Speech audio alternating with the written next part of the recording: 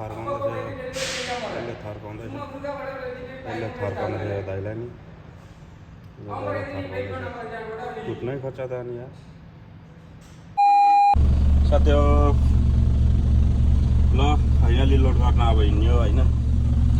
यसरी गाडी राखेको छ तरिकाले अब कसरी गाडी निकाल्ने हो सबै गरिदिएको छ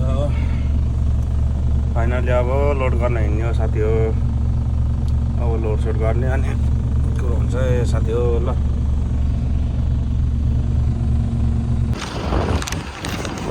गाइस यही हो कम्पनी यही हो हाम्रो कम्पनीको स्टोर कम्पनी पनि यही हो ट्रक वान फाइनली लोड गर्न आएको यहीँबाट आज स्टोरबाट लोड गर्छ अरे लोड गर्न आएको एउटा हिरो भएर आफै हाल्न खोज्छ आफै म्यानेजर बन्न खोज्छ कहाँ जाने भनेको कहाँ जान्छ यो दुईवटा पनि जाँदैन नि त अनि मेरोमा त दुईवटा जाँदैन नि दुईवटा पनि जाँदैन कस्तो अरे भन्नु नि भन्नु के भनेको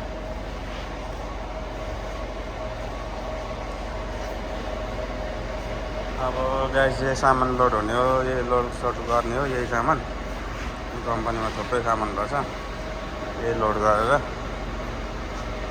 जाने हो कहाँ पठाउँछ अब जहाँ पठाउँछ तिनीहरू जानु पऱ्यो ग्यारेज पनि यिनीहरू हो नि त गाडी पनि यहीँ बनाउँछ यिनीहरू स्टोरेज पनि यहीँ गर्छ क्या स्टोर जस्तो पनि हो यिनीहरू स्टोर जस्तो पनि हो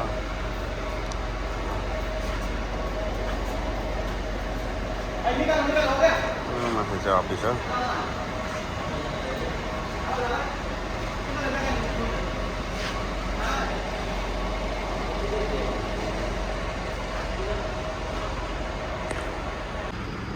फाइनली हाम्रो रुमको त सबैजना आएको छैन हाम्रो दाइ रुमकै दाइ हो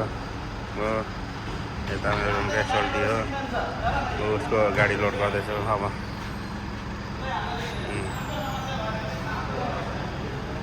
यो सामान लोड एउटा सामान लोड गर्न आएको छ हो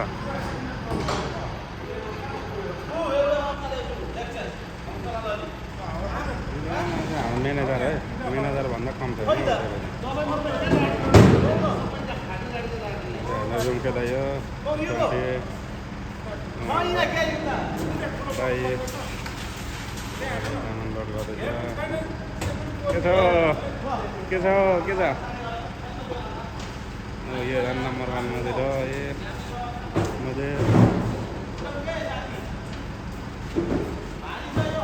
नंबर मध्ये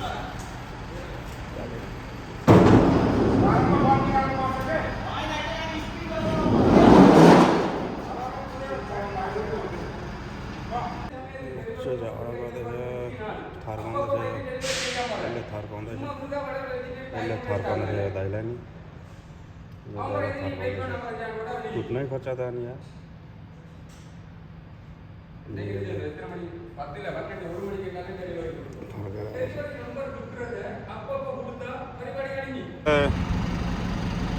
ल गाइस फाइनली मेरो गाडी लोड गर्दैछ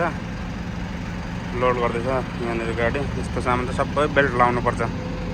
बेल्ट लगाइ नहुने भयो सबै बेल्ट लगाएर लोड गर्नुपर्ने रहेछ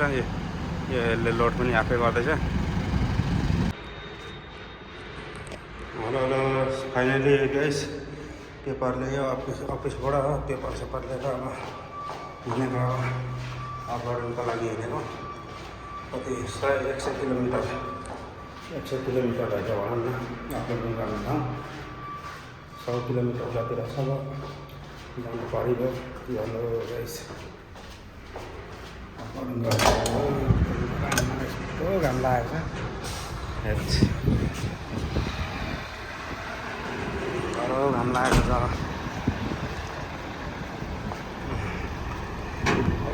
गाडी उता छ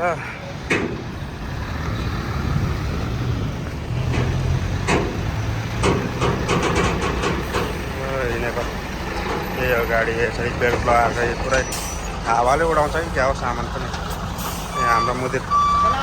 वालेकुम सलाम ठिकै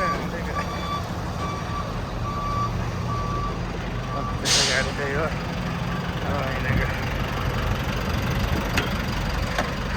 हिँड्यो गाइस हिँड्ने अब खाली गर्न हिँडेको पेपर लिएर आइयो होइन सर जाने हो खाली साली गरेर आउनु पर्यो नि त okay hello guys finally warehouse आइपुग्यो वेयर हाउस आइपुग्यो गाइस हो यहीँ हुन्छ खाली गेट पनि खोलो अब यहाँ अब भित्र अब कहाँ चाहिँ स्टोर हो अब यहाँ लोकेसन हेर्नुपर्छ स्टोर सबै स्टोरै स्टोर छ सबै स्टोर लेफ्ट भन्दैछ तैँले त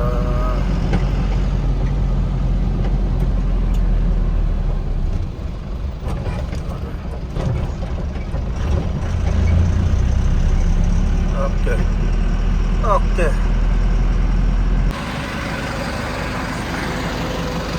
साथीहरू फाइनली खाली गर्दैछ कि गाडी फाइनली गाडी यस्तो घाम छ यस्तो घाममा गाडी खाली गर्दैछ बिचराहरू ठ्याक्कै 12 बज्यो नि त 12 बज्यो ठ्याक्कै 12 बजी घाम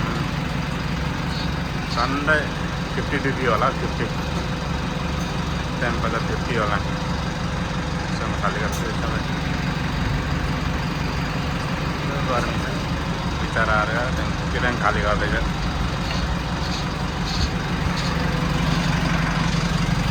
किरण खाली गर्दैछ गाइस गर्मी धेरै छ गर्मी यस्तो गर्मी छ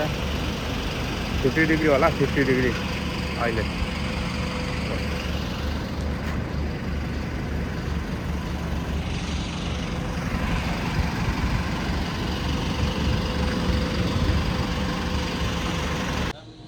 ल साथी अब फाइनली यो स्टोरमा खाली भयो यही हो सामान पुरै खाली भइसक्यो है ल ओके ल साथी हो फाइनली खाली गरेर हिँड्यो गाडी खाली गरेर हिँड्यो यो रोड क्रस रोड कति 1 2 3 4 5 लाइनको रोड छ यो रोडमा चाहिँ सानो गाडी 6 चक्केदेखिको तल मात्र कुद्न पाइयो यो गाडी यो रोडमा चाहिँ 6 चक्केदेखिको तल कुद्न पाइयो होइन यस्तो रोड पुरा त्यो ट्रक रोड भयो अर्कै छुट्याइदियो भने क्या ट्रक रोड अर्कै छ ट्रक कुद्दैछ नि ट्रक रोड अर्कै हो 2 लाइनको ट्रक रोड तिनटै छुट्याइदियो भने यो बाटो कुद्न पाएन क्या ट्रकहरू यो बाटो कुद्न पाउँदैन यो रोड ट्रक रोड हुँदा छ छुट्टै छुट्याइदियो भने 2 लाइन रेल लाइनकै पो बनाएको रहेछ त रेल लाइनकै छ ट्रक रोड हो यो बाटो ट्रकको रोड हो अरू कुद्न पाउँदैन ट्रक हुन्छ होइन पर गएको छैन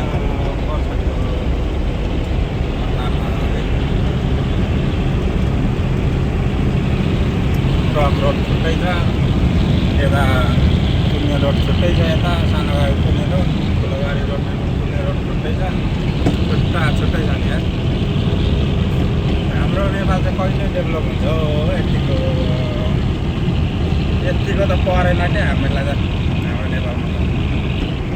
2 लाइनको यस्तो छ नि यो बाटो यतिको बनायो नि पुग्यो यतिको सफा यतिको सबै कुरो भएर होला गाडी मात्रै कुद्छ जाने साइकल कुद्ने बाटो अर्कै होस् रिक्सा कुद्ने बाटो अर्कै होस् हाम्रो नेपालमा त 2 लाइनकै बनायो भने गाई बस्तु पनि त्यही रोडमै हुन्छ साइकल पनि त्यही हुन्छ मान्छे पनि त्यही हुन्छ ड्राइभरलाई चाहिँ जहाँ गए पनि सुख छैन हो नेपालमा जहाँ ताकि नेपालमा चाहिँ सुख छैन